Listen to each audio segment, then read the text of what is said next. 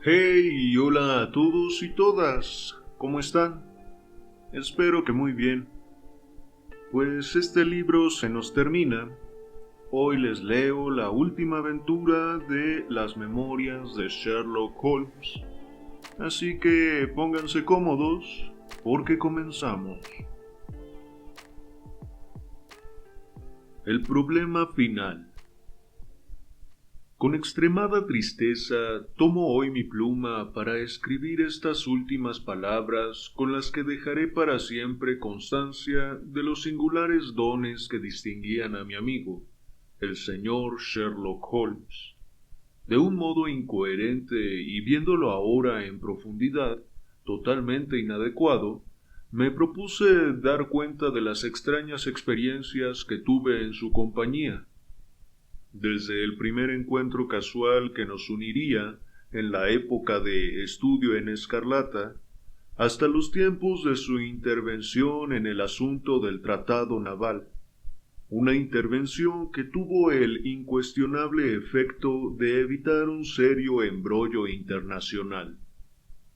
Tenía la intención de haberme detenido aquí y de callarme todo lo relativo a aquel suceso que dejó un vacío tal en mi vida que un lapso de 2 años no ha podido llenar. Me veo forzado, no obstante, a continuar debido a las recientes cartas en las que el coronel Moriarty defiende la memoria de su hermano. No me queda más remedio que exponer los hechos ante el público exactamente como ocurrieron. Solo yo sé toda la verdad sobre el asunto, y me alegra que haya llegado el momento en el que deja de ser bueno y provechoso el callarse. Por lo que sé, solamente se han dado 3 informes en la prensa pública: el del Journal de Genève del 6 de mayo de 1891, el del despacho de noticias Reuters, aparecido en los periódicos ingleses del 7 de mayo, y finalmente las cartas a las que acabo de aludir. Los dos primeros eran extremadamente concisos, mientras que el último es, como enseguida pasaré a demostrar, una absoluta desnaturalización de los hechos. De mí depende que por primera vez se cuente lo que de verdad tuvo lugar entre el profesor Moriarty y el señor Sherlock Holmes. Debe recordarse que, tras mi matrimonio y mi posterior inicio en la práctica privada de la medicina, la relación verdaderamente íntima que había existido entre Holmes y yo quedó hasta cierto punto modificada. Seguía viniendo a verme de cuando en cuando, siempre que necesitaba que alguien le acompañara en las investigaciones. Pero estas visitas se fueron haciendo cada vez más raras, hasta que en el año 1890 fueron tan escasas que sólo hubo 3 casos de los que yo pudiera guardar alguna anotación. Durante el invierno de ese año y en el inicio de la primavera de 1891, leí en los periódicos que el gobierno francés le había contratado en relación con un asunto de suprema importancia, y recibí 2 pequeñas notas suyas, la una fechada en Narbonne y la otra en Nimes, de lo que deduje que su estancia en Francia iba a ser probablemente larga. Me sorprendió, por tanto, verle entrar en mi consultorio la noche del 24 de abril. Me chocó su aspecto, porque parecía más delgado y más pálido de lo normal en él. Sí, me he estado cuidando muy poco últimamente, observó en respuesta a mi mirada más que a mis palabras. Estos últimos días han sido muy agitados. ¿Le importaría que cerrara las contraventanas? La lámpara sobre la mesa en la que yo había estado leyendo era la única luz que había en la habitación. Holmes, caminando pegado a la pared, llegó junto a ellas y las cerró de golpe, echando después el pestillo. ¿Tiene miedo de algo?, pregunté yo. Pues sí, lo tengo. ¿De qué? De las pistolas de aire comprimido. Mi querido Holmes, ¿qué quiere decir con esto? Creo que me conoce lo suficiente, Watson, para saber en absoluto que no soy un hombre nervioso. Al mismo tiempo es una estupidez más que una valentía el negarse a reconocer que uno corre peligro. ¿Podría darme una cerilla? Sacó su pitillera como si agradeciera el efecto relajante del tabaco. Debo excusarme por aparecer a semejante hora, dijo. Y además tengo que pedirle que por una vez sea tan poco convencional como para permitirme que salga de su casa saltando por el muro posterior de su jardín. Pero, ¿qué significa todo esto?, pregunté. Alargó la mano y a la luz de la lámpara vi que tenía 2 nudillos quemados y que le sangraban. Ya ve que no se trata de una nadería, dijo sonriendo. Por el contrario, es algo lo suficientemente importante como para que un hombre se deje en ello sus manos. ¿Está la señora Watson en casa? Está de visita, fuera de la ciudad. Estupendo. Está usted solo, pues. Más o menos. Esto me facilita el proponerle que se venga conmigo una semana al continente. ¿A dónde? Oh, a cualquier lado. Me es igual. Había algo extraño en todo esto. No era normal en Holmes tomarse unas vacaciones sin más, y había algo en la palidez y el cansancio de su rostro que me decía que debía de estar sufriendo una fuerte tensión nerviosa. Vio la pregunta en mi mirada y juntando las manos y apoyando los codos en las rodillas, me explicó la situación. Es posible que nunca haya oído hablar del profesor Moriarty, dijo. Nunca. Sí, ahí está lo maravilloso del asunto, exclamó. La maldad de ese hombre impregna todo Londres y nadie ha oído hablar de él. Esto es lo que le coloca en la cumbre del crimen. Le digo, Watson, hablando con toda seriedad, que si pudiera derrotar a ese hombre, si pudiera librar a la sociedad de él, me parecería haber alcanzado la cima de mi carrera, y podría disponerme a llevar una vida más plácida. Entre nosotros, los recientes casos en los que he prestado mis servicios a la familia real de Escandinavia y a la República Francesa, me han dejado en situación de poder llevar una vida apacible, lo que me sería muy grato, y de poder concentrarme en mis investigaciones químicas. Pero no podría descansar, Watson. No podría sentarme tranquilamente en un sillón sabiendo que un hombre como el profesor Moriarty se está paseando libremente por las calles de Londres. ¿Qué es lo que ha hecho? Hizo una carrera extraordinaria. Es un hombre de buena familia y recibió una esmerada educación. Tiene además por naturaleza unas excepcionales dotes para las matemáticas. A la edad de 21 años escribió un tratado sobre el teorema del binomio, que estuvo muy en boga en Europa. Fundándose en esto, ganó una cátedra de matemáticas en una de esas pequeñas universidades nuestras, y todo parecía indicar que tenía ante sí una brillantísima carrera. Pero ese hombre tenía una tendencia hereditaria de lo más diabólica.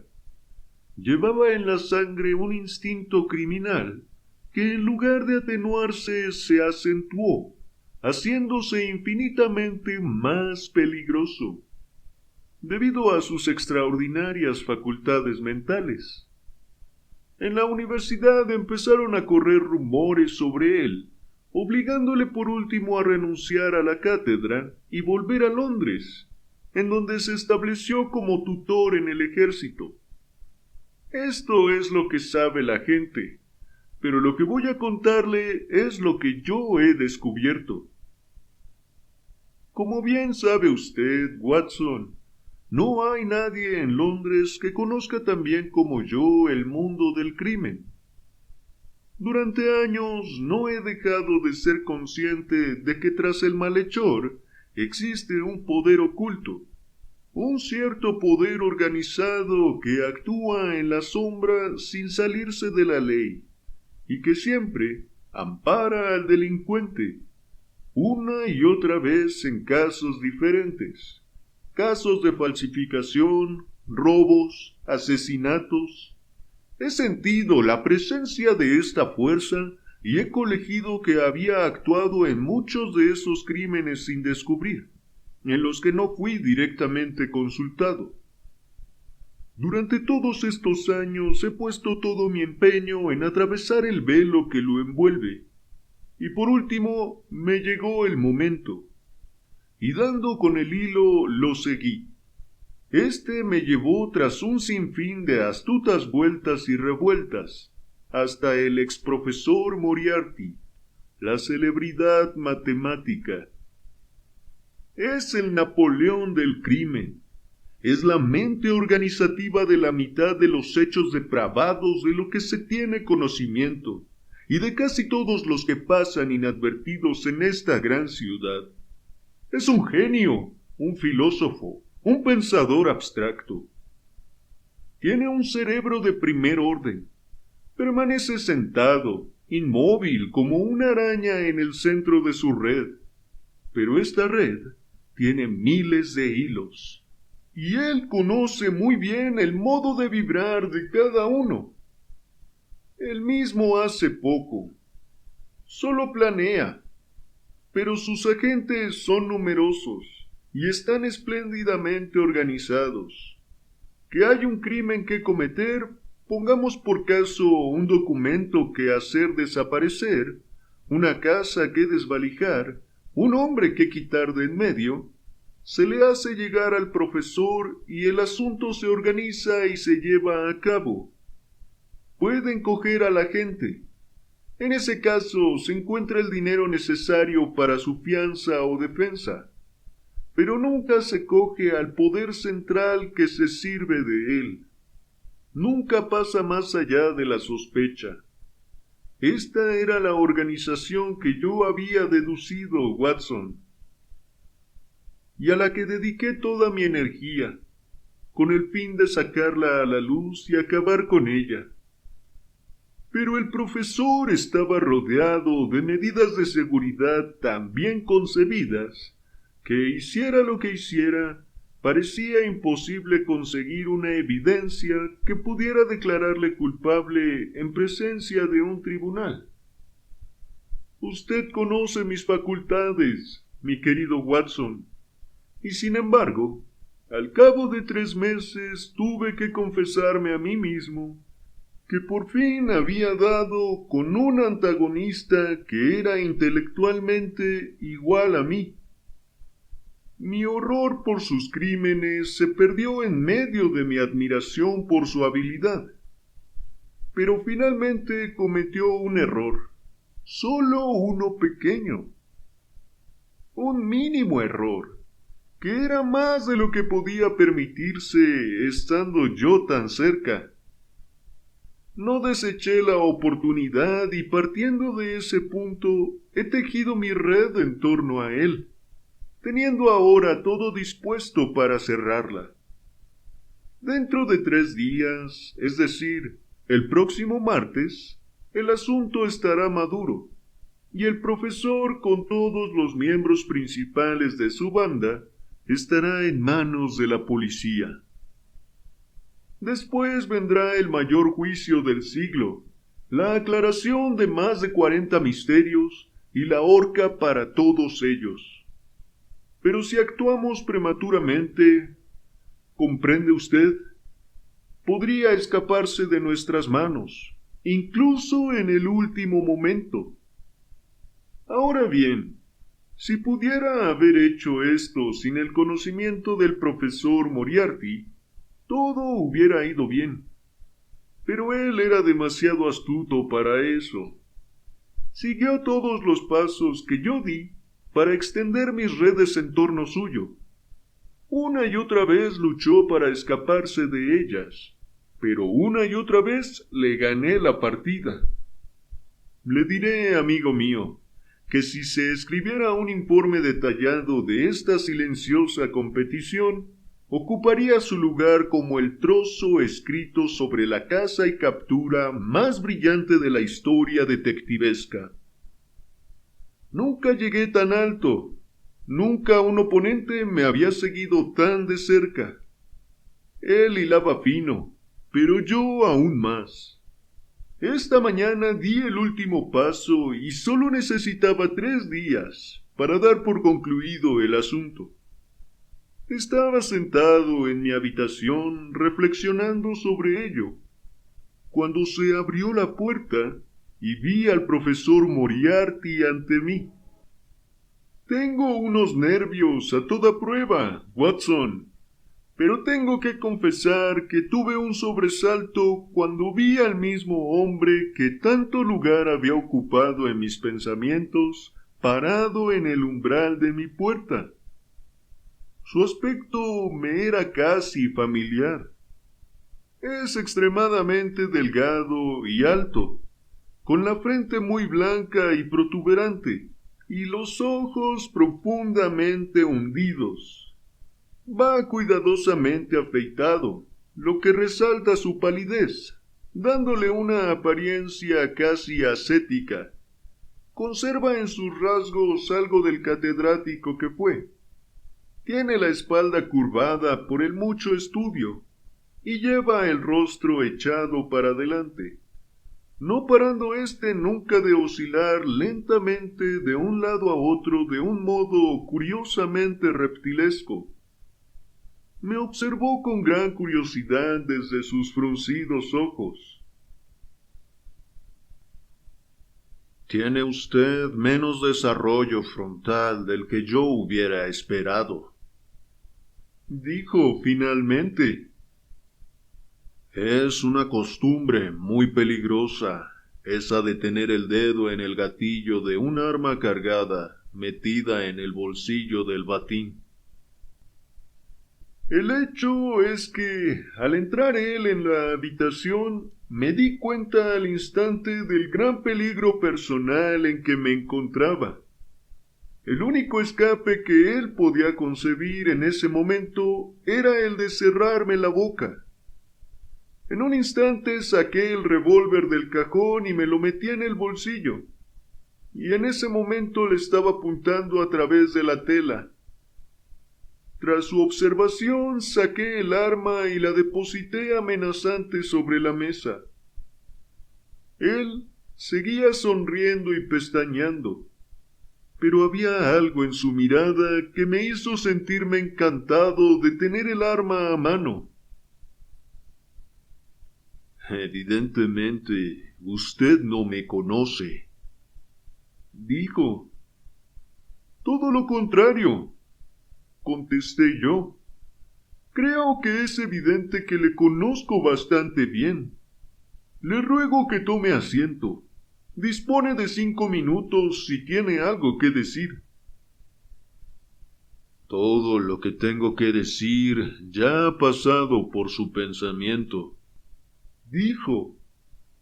«Entonces, posiblemente mi respuesta ha pasado por el suyo», contesté. «¿Se mantiene firme en su propósito?» «Absolutamente.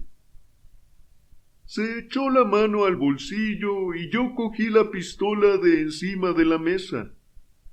Pero no sacó de éste sino una agenda en la que tenía descuidadamente anotadas algunas fechas. Se cruzó usted en mi camino el 4 de enero, dijo. El 23 me molestó. A mediados de febrero volvió usted a causarme un serio trastorno. A finales de marzo obstaculizó absolutamente mis planes, y ahora, cuando ya va a finalizar abril, su continua persecución me ha puesto en una situación en la que corro serio peligro de perder mi libertad. La situación se está haciendo imposible. ¿Qué sugiere usted? Dije. Debe renunciar a lo que se propone, señor Holmes, dijo, moviendo la cabeza de un lado a otro. Realmente debe hacerlo, ¿sabe? Después del lunes, dije yo. Venga ya, dijo. Estoy seguro de que un hombre de su inteligencia enseguida se dará cuenta de que este asunto no tiene más que una solución. Es necesario que se aparte de mi camino. Ha hecho usted que las cosas tomaran un cariz tal que ahora solo nos queda una salida. Ha supuesto para mí un placer el verle luchar a brazo partido en este asunto, y puedo decir, sin exagerar, que me causaría una gran pena el verme forzado a tomar medidas extremas. Sonríe usted, caballero, pero le aseguro que es así. El peligro forma parte de mi trabajo, observé. No se trata de peligro, dijo. Es la destrucción inevitable. Está usted obstaculizando el paso no de una sola persona, sino de toda una poderosa organización, cuyo alcance, con toda su inteligencia, sería usted incapaz de concebir. Quítese de en medio, señor Holmes, si no quiere ser aplastado. Lo siento, dije yo levantándome, pero el placer de la conversación me ha hecho olvidar que un asunto de importancia me está esperando en otro lugar. Se levantó y me miró en silencio, moviendo tristemente la cabeza. Bueno, dijo finalmente. Es una pena, pero yo he hecho lo que he podido. Conozco los movimientos de su juego. No puede hacer nada antes del lunes. Ha sido un duelo entre usted y yo, señor Holmes. Usted esperaba verme sentado en el banquillo de los acusados. Y yo le digo que nunca me verá. Esperaba vencerme, y yo le digo que nunca lo hará. Si cuenta con la suficiente inteligencia como para acarrearme la destrucción, esté seguro de que yo no me quedaré atrás.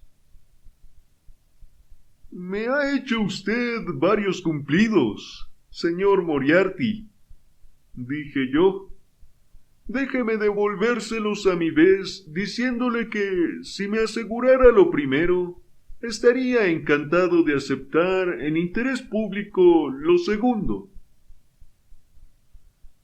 Puedo prometerle lo uno, pero no lo otro, dijo gruñendo, y luego, volviendo hacia mí su curvada espalda, salió de la habitación, husmeándolo todo sin dejar de parpadear. Esta fue mi singular entrevista con el profesor Moriarty.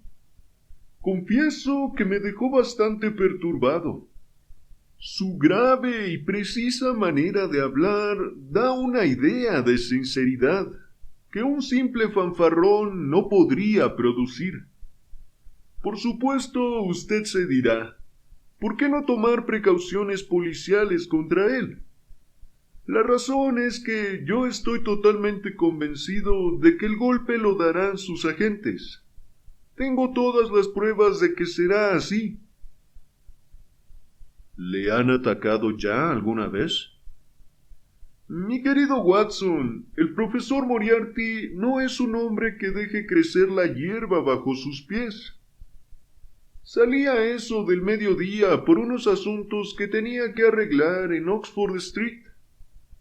Al pasar la esquina que va desde Bentling Street hasta el cruce de Welbeck Street, apenas tuve tiempo de ver un furgón de 2 caballos que venía zumbando hacia mí, cuando se me echó encima a la velocidad del rayo.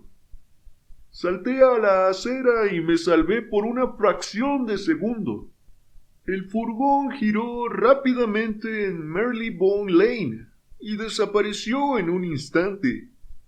Tras esto no volví a salirme de la acera, Watson, pero cuando bajaba por Bear Street, un ladrillo vino a caer desde el tejado de una de las casas y se hizo añicos a mis pies. Llamé a la policía e hice que examinaran el lugar. Había tejas y ladrillos acumulados en el tejado, preparados para hacer una reparación, y me habrían convencido de que el viento había hecho caer uno de estos. Por supuesto, yo sabía algo más, pero no tenía ninguna prueba. Tras esto tomé un simón y me fui a las habitaciones de mi hermano en Pall Mall, donde he pasado el día. Ahora he venido a verle a usted, y en el camino me atacó un matón armado con una porra. Le derribé, y ahora está custodiado por la policía. Pero puedo decirle con toda seguridad que nunca se establecerá conexión alguna entre el tipo contra cuyos dientes me acabo de despellejar los nudillos y el catedrático de matemáticas retirado, quien me atrevería a decir se encuentra a 10 millas de distancia solucionando problemas en una pizarra. No sé qué preguntará ahora Watson, ¿por qué lo primero que hice al entrar en su casa fue cerrar las contraventanas? ¿Y por qué me he visto obligado a pedirle permiso para salir de su casa utilizando una salida menos llamativa que la puerta principal? A menudo había sentido admiración por el valor de mi amigo, pero nunca más que ahora. Al verle examinar la serie de incidentes cuya combinación debía de haber constituido un día de horror para él. ¿Pasará aquí la noche?, dije. No, amigo mío, sería un huésped peligroso para usted. Ya he hecho mis planes y todo irá bien. Las cosas han llegado tan lejos que pueden seguir avanzando sin mi ayuda siempre y cuando se lleve a cabo el arresto. Mi presencia será, empero, necesaria a la hora de dictar sentencia. Es obvio, por tanto, que lo mejor que puedo hacer ahora es alejarme durante los pocos días que quedan, antes de que la policía esté en libertad de actuar. Sería para mí un gran placer, pues, si pudiera usted acompañarme al continente. Mi clientela me está dando poco trabajo estos días, dije, y además tengo un colega en el vecindario que me sustituirá de buen grado. Me encantaría ir. ¿Y salir mañana por la mañana? Si fuera necesario. Oh, sí, es de lo más necesario. Entonces, estas son sus instrucciones y le ruego, mi querido Watson, que las cumpla al pie de la letra. porque desde este momento es usted mi pareja en una partida de dobles en la que usted y yo nos enfrentamos contra el más inteligente de los granujas y el sindicato del crimen más poderoso de Europa. Ahora escuche. Enviará usted por un recadero de confianza el equipaje que tengo intención de llevar, sin dirección, a la estación Victoria esta noche. Mañana por la mañana enviará a buscar un Simón, pidiéndole a la persona que vaya que no coja ni el primero ni el segundo que le salgan al encuentro. Se montará en ese Simón y se dirigirá a la Lowther Arcade, en donde ésta da al Strand, dándole la dirección escrita al cochero y pidiéndole que no la tire.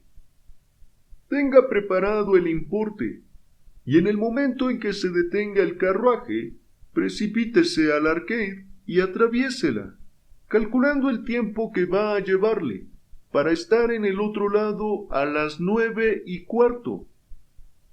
Encontrará una pequeña berlina esperándole, pegada al bordillo, y conducida por un tipo vestido con un pesado abrigo negro, con el cuello ribeteado de rojo.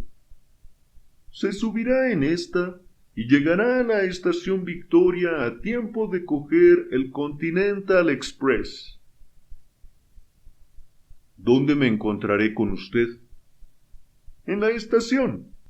El segundo compartimiento de primera clase, empezando por la cabeza del tren, está reservado para nosotros. ¿El compartimiento es nuestro lugar de cita? Sí. En vano le pedí a Holmes que se quedara a pasar la noche. Era evidente que pensaba que podría causar problemas en el techo bajo el que se hallaba, y este era el motivo que le obligaba a partir. Con algunas precipitadas palabras respecto a nuestros planes para el día siguiente, se levantó y salió conmigo al jardín, escalando el muro que da a Mortimer Street. Inmediatamente después le oí llamar a un taxi y alejarse en él.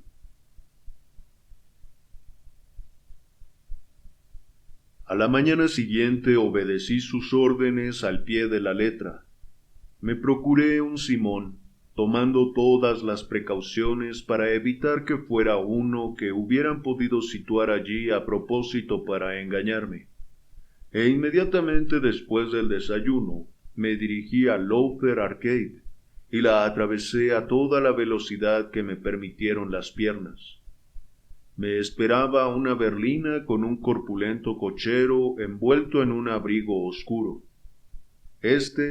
no bien hube yo subido, hizo sonar el látigo, y al instante empezamos a traquetear hacia la estación Victoria. Al llegar allí giró el carruaje y se alejó a toda prisa, sin mirarme siquiera. Hasta aquí todo había ido admirablemente. Tenía el equipaje esperándome, y no tuve dificultad en encontrar el compartimiento que Holmes me había indicado. Tanto menos cuanto que era el único en todo el tren con el cartel de reservado. Mi única fuente de ansiedad era ahora el que Holmes no acababa de aparecer. En el reloj de la estación faltaban 7 minutos para la hora de salida del tren. En vano busqué entre los grupos de viajeros y acompañantes la ágil figura de mi amigo. No había signos de su presencia. Pasé 5 minutos ayudando a un venerable sacerdote italiano, quien se empeñaba en hacerle comprender a un maletero en un inglés chapurreado que su equipaje tenía que ser registrado vía París. Luego, tras echar otro vistazo alrededor, volví a mi compartimiento, en donde encontré que el maletero, a pesar del cartel de reservado, me había puesto a mi decrépito amigo italiano como compañero de viaje. De nada me valió explicarle que su presencia era una intrusión, porque mi italiano era todavía más limitado que su inglés, con que me encogí de hombros resignadamente y seguí buscando ansiosamente con la mirada a mi amigo. Me dio un escalofrío al pensar que su ausencia podría significar que algo le había sucedido durante la noche. Ya habían cerrado las puertas y el tren empezaba a silbar cuando...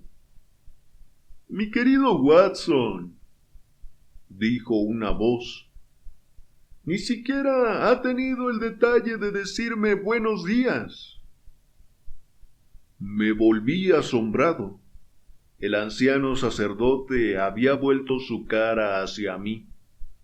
En un instante se le suavizaron las arrugas, la nariz se le separó de la barbilla, el labio inferior dejó de sobresalir y la boca de temblar. Los apagados ojos se le iluminaron y la encogida figura se estiró. Tras esto todo el montaje se derrumbó y Holmes apareció con la misma rapidez con que había desaparecido. ¡Santo cielo!, exclamé. ¡Qué susto me ha dado! «Todas las precauciones siguen siendo necesarias», susurró. «Tengo razones para pensar que nos siguen de cerca. Ah, mire, ahí está en persona, Moriarty». El tren ya había empezado a moverse cuando Holmes empezó a hablar. Mirando hacia atrás, vi a un hombre alto que se abría paso a empujones entre la muchedumbre, agitando la mano como si con esto indicara su deseo de que el tren se detuviera. Era demasiado tarde, sin embargo, porque íbamos ganando velocidad rápidamente, y un momento después salíamos de la estación. «Con todas las precauciones que hemos tomado, nos hemos salvado por poco», dijo Holmes riéndose. Se levantó y quitándose la negra sotana y el sombrero que habían constituido su disfraz, los metió en una bolsa de mano. «¿Ha leído el periódico, Watson?» «No». «¿No ha leído nada, entonces, de lo que ha pasado en Baker Street?» «¿Baker Street?» «Prendieron fuego a nuestra casa ayer por la noche. No causó grandes daños». «¡Santo cielo! Esto es intolerable». «Debieron de perderme por completo la pista después de que arrestaran al matón. De no ser así, no hubieran pensado que yo había de volver a mi casa.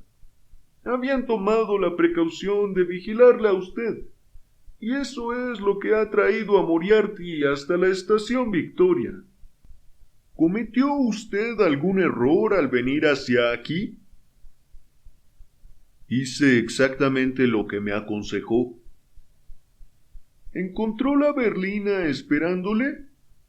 «Sí, me estaba esperando». «¿Reconoció al cochero?»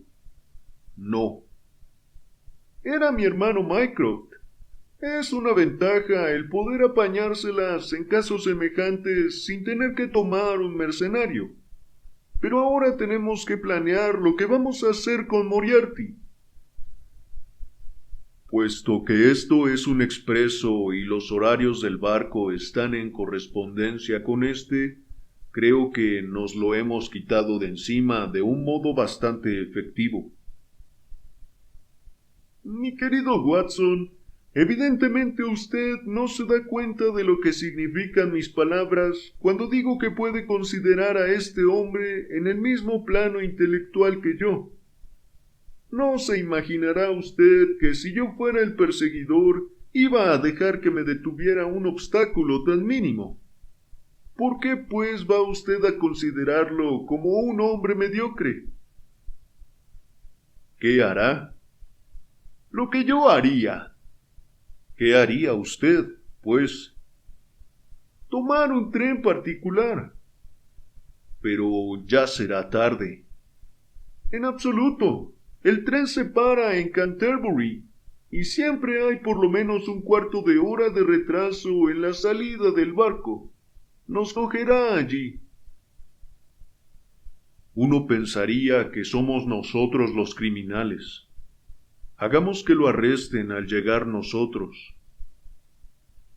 Eso echaría a perder el trabajo de 3 meses. Cogeríamos al pez gordo, pero los pequeños saldrían disparados, escapándose de la red. El lunes los tendremos a todos. No, no podemos permitirnos un arresto ahora. Entonces, ¿qué? Nos apearemos en Canterbury. ¿Y entonces? Bueno, entonces tendremos que hacer el recorrido hasta New Haven en esos trenes de vía estrecha que se paran en todas las estaciones, y desde allí cruzaremos a Dieppe. Moriarty volverá a hacer lo que yo haría. Continuaría hasta París, señalará nuestro equipaje y esperará 2 días en el depósito.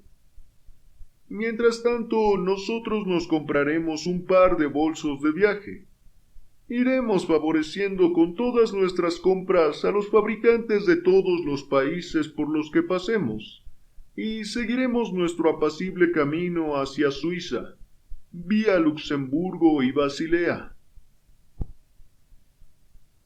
Soy un viajero lo bastante experimentado para que me preocupara la pérdida de mi equipaje.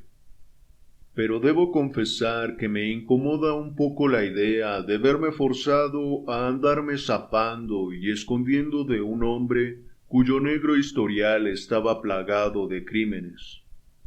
Era evidente, sin embargo, que Holmes entendía la situación más claramente que yo. Así pues, nos apeamos en Canterbury, solo para descubrir que teníamos que esperar 1 hora para coger un tren con dirección a New Haven. Estaba todavía mirando con pesar hacia el furgón de equipaje que desaparecía rápidamente de mi vista, con todo mi guardarropa en su interior, cuando Holmes me tiró de la manga y me señaló la vía. «Mire, ya viene», dijo. A lo lejos, por entre los bosques de Kentish, surgía una fina columna de humo.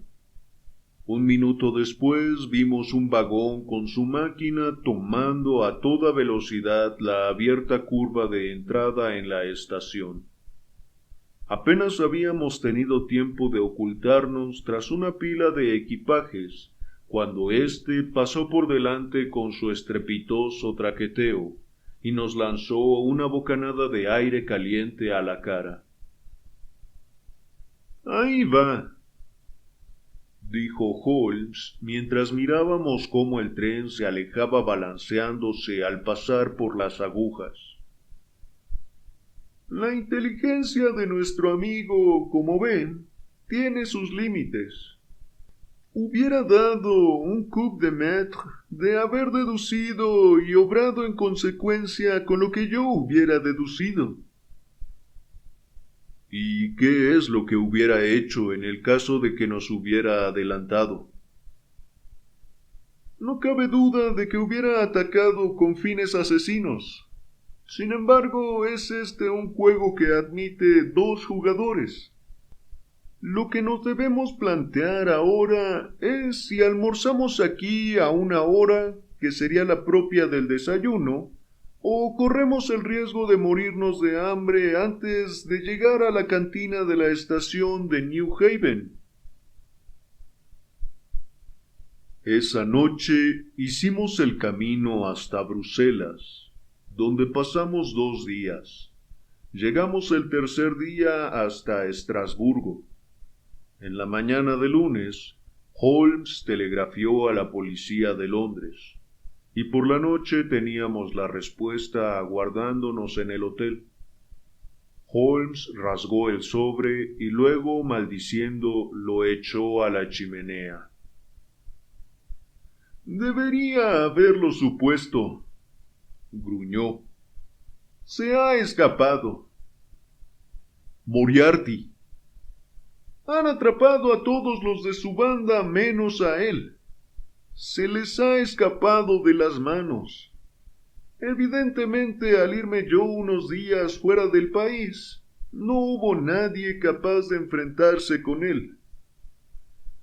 Pero de verdad pensaba que les había dejado todo hecho. Creo que lo mejor que puede hacer es volver a Inglaterra, Watson. ¿Por qué? Porque yo sería para usted una compañía peligrosa si se quedara. Este hombre se ha quedado sin ocupación. Está perdido si vuelve a Londres. Si le conozco bien, creo que dedicará todas sus energías a vengarse de mí. Así lo dijo en nuestra breve entrevista, y creo que lo decía en serio. De verdad, le recomiendo que vuelva junto a su clientela. No era muy acertado darle un consejo semejante a alguien que, además de ser un veterano del ejército, era un viejo amigo suyo. Nos sentamos en la salle à manger de la estación de Estrasburgo y discutimos la cuestión durante media hora, pero esa misma noche ya habíamos reanudado viaje y nos dirigíamos hacia Ginebra. Estuvimos durante una encantadora semana vagabundeando por el valle del Ródano, y luego, dejando a un lado en Leuc, nos encaminamos hacia el puerto de Gemmi, todavía cubierto de nieve, y una vez atravesado hacia Meiringen, pasando por Interlaken. Fue un viaje precioso, con el delicado verde primaveral en la llanura y la virginal blancura invernal en lo alto de las montañas. Pero yo me daba perfecta cuenta de que Holmes no olvidaba ni siquiera un solo instante la sombra que le perseguía. Puedo incluso decir, por su manera de escrutar con una rápida mirada las caras con que nos cruzábamos, que él parecía estar convencido de que, estuviéramos donde estuviéramos, ya fuera en los hogareños pueblecitos alpinos como en el solitario puerto de montaña, no podíamos pasear libres del peligro que nos iba siguiendo los pasos.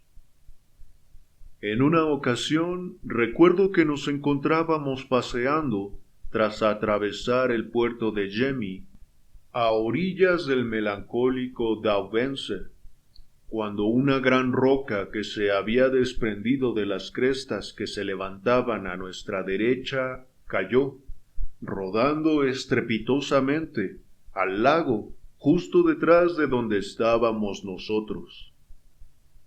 En un momento Holmes se subió a la cresta, y de pie en un elevado pináculo, estiraba el cuello en todas las direcciones. De nada le sirvió a nuestro guía el asegurarle que el desprendimiento de rocas era algo bastante común en aquel lugar en primavera. No dijo nada, pero me sonrió con la cara del hombre que acaba de ver el cumplimiento de lo que estaba esperando. Y sin embargo, a pesar de toda esta vigilancia, no se deprimió nunca. Por el contrario, no recuerdo haberle visto nunca de tan buen humor.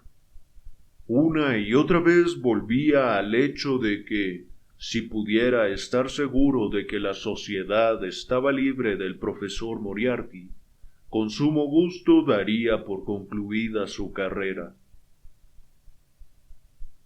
Creo que puedo decir, sin estar muy desencaminado, Watson, que no he vivido completamente en vano, observó en una ocasión. Si mi historial se cerrara esta noche, no dejaría de ser ecuánime al examinarlo. El aire de Londres es más dulce con mi presencia. En más de 1000 casos nunca he utilizado mis facultades en beneficio del mal.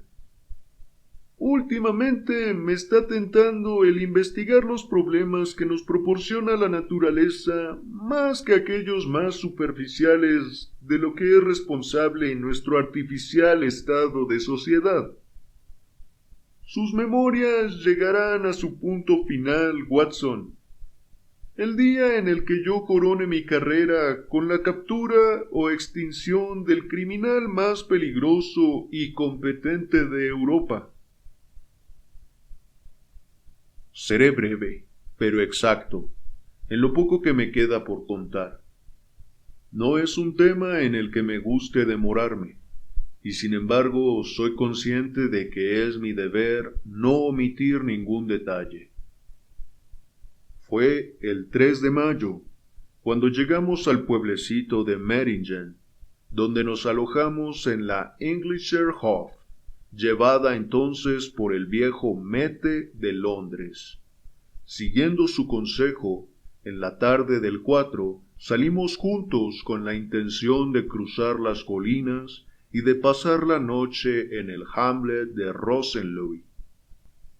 No obstante, nos dio instrucciones para que, bajo ningún concepto, pasáramos las cataratas de Reichenbach, que están a medio camino de la colina, sin dar una pequeña vuelta para verlas. Es, de verdad, un lugar que impone terror. El torrente acrecentado por las nieves fundidas se sume en un tremendo abismo del que sube una fina lluvia que lo envuelve todo, como si se tratara del humo de una casa ardiendo. El lecho por el que se precipita el propio río es una inmensa sima limitada por unas rocas negras y resbaladizas que se estrecha en un pozo de incalculable profundidad, de aspecto cremoso e hirviente, en el que se arremolina la corriente al pasar por entre sus mellados bordes. El continuo movimiento de la corriente verdosa cayendo desde lo alto y la espesa cortina de siseante agua pulverizada que no deja de subir desde el abismo, marean a un hombre con su torbellino y clamor constantes. Nos quedamos en el borde, observando el brillo del agua que se estrellaba contra las rocas, muy por debajo de donde estábamos, y escuchando el grito casi humano, parecido a un intenso gemido que producía la nube de agua que subía desde el abismo. Han abierto un camino que rodea media catarata con el fin de permitir una vista completa, pero éste acaba bruscamente, y el viajero ha de volver por donde ha venido. Ya nos habíamos dado la vuelta para disponernos a regresar, cuando vimos a un muchacho suizo que venía corriendo por con una carta en la mano. Llevaba el membrete del hotel que acabábamos de abandonar, y el patrón la enviaba a mi nombre. Decía que a los pocos minutos de salir nosotros, había llegado una dama inglesa que se encontraba al borde de la muerte. Había pasado el invierno en Davos-Platz y se encontraba de viaje ahora para reunirse con unos amigos en Lucerna, cuando le había sobrevenido una súbita hemorragia.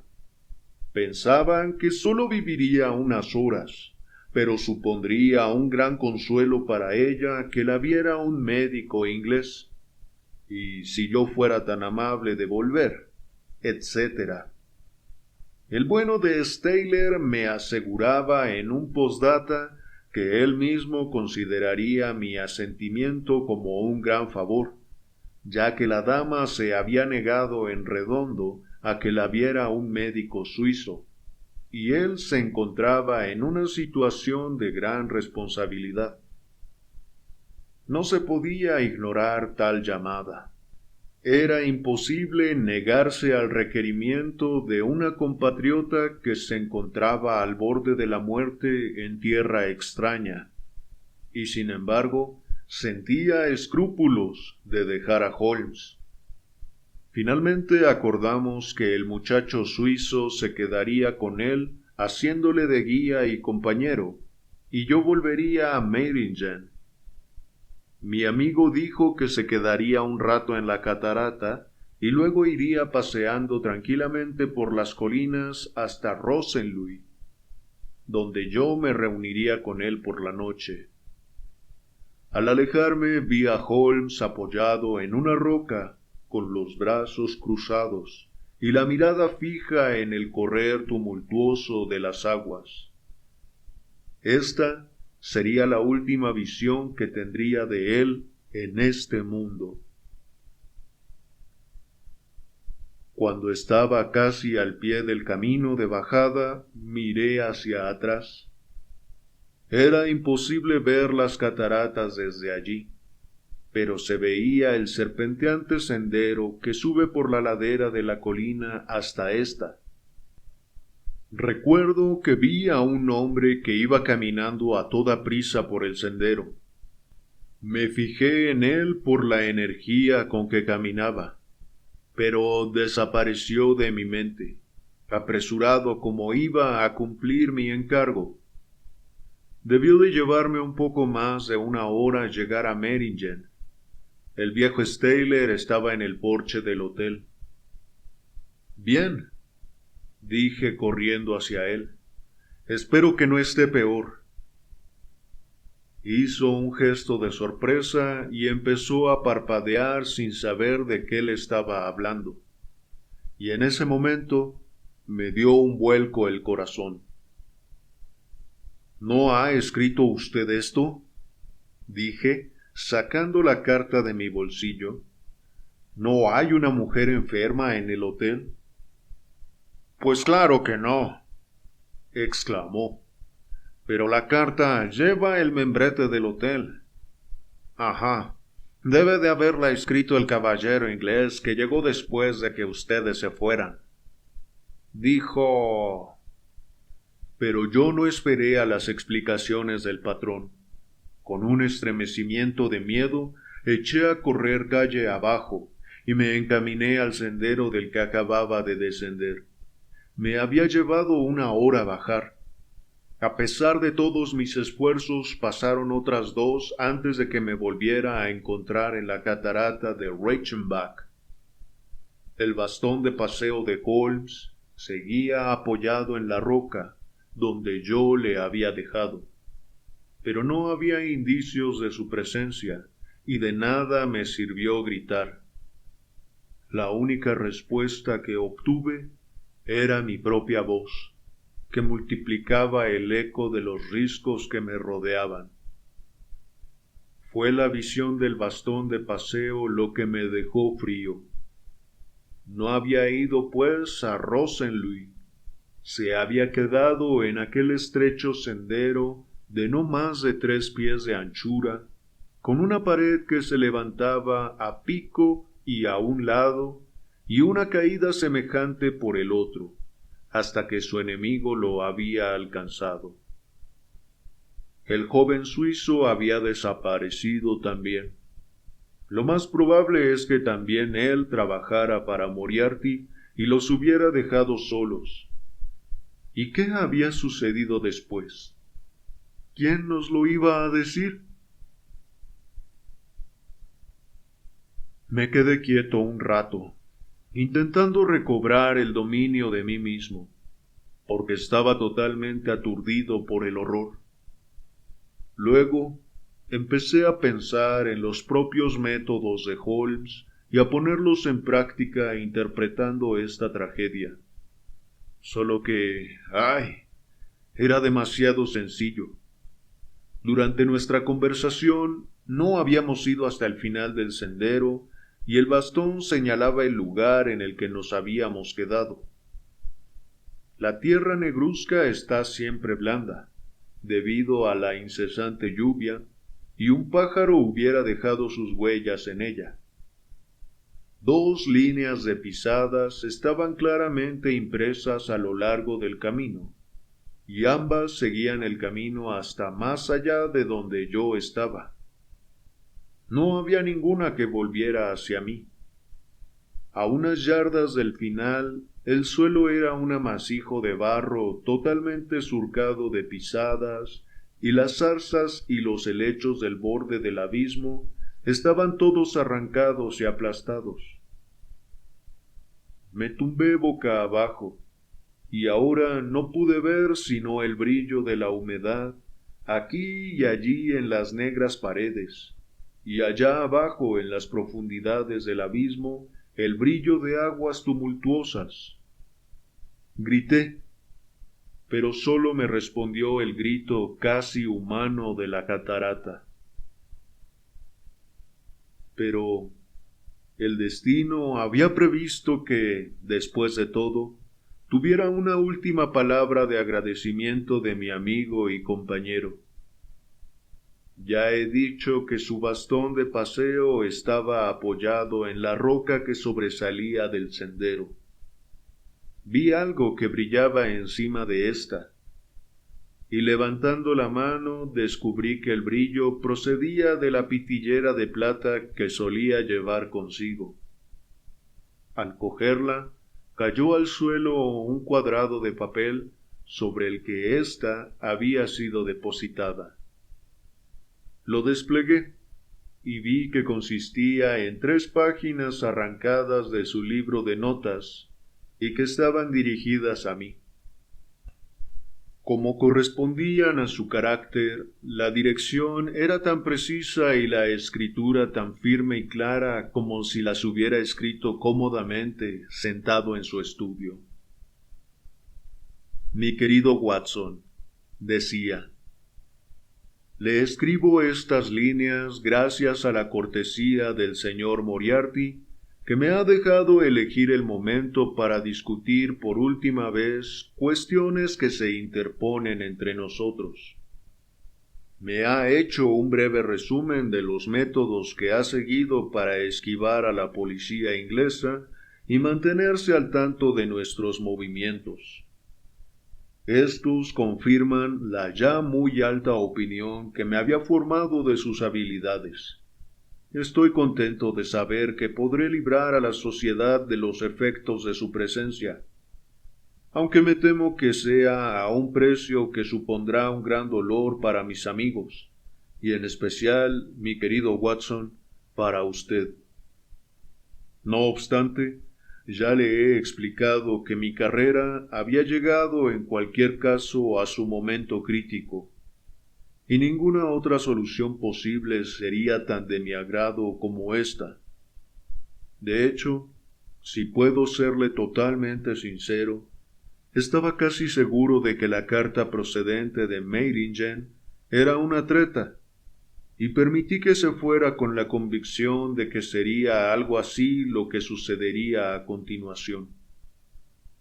Dígale al inspector Patterson que los documentos que necesita para declarar culpable a la banda están en el casillero M, guardados en un sobre azul en el que está escrito Moriarty.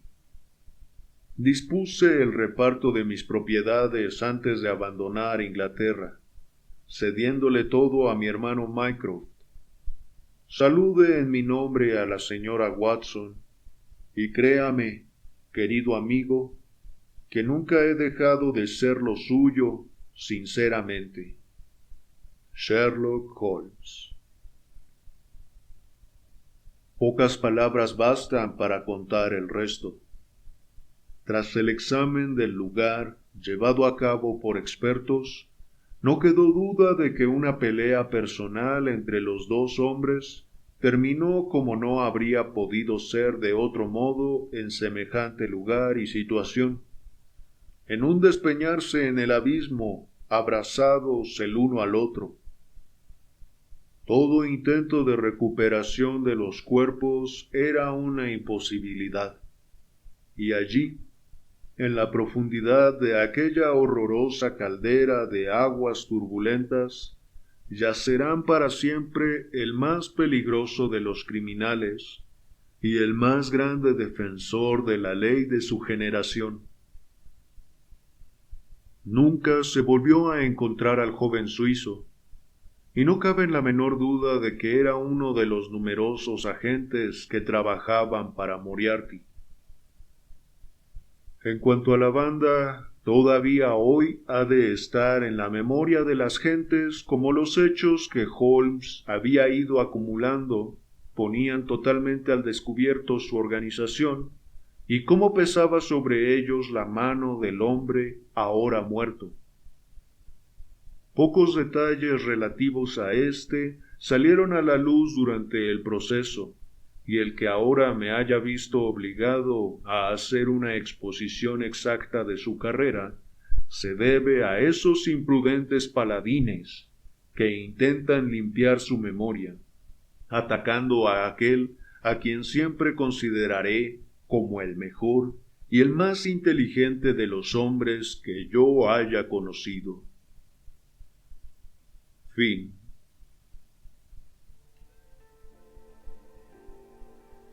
Bien, amigos, amigas, esta fue la aventura final del libro Las Memorias de Sherlock Holmes. ¿Qué les pareció? ¿Qué les parece este final? ¿Qué piensan? ¿Qué sienten? Díganmelo en los comentarios. En lo personal disfruté mucho leyendo esta última aventura. Espero que ustedes también. Si fue así, dejen su like, suscríbanse al canal y estén atentos a próximos libros. Yo soy Roberto y ha sido un placer leerles, como siempre. Nos vemos.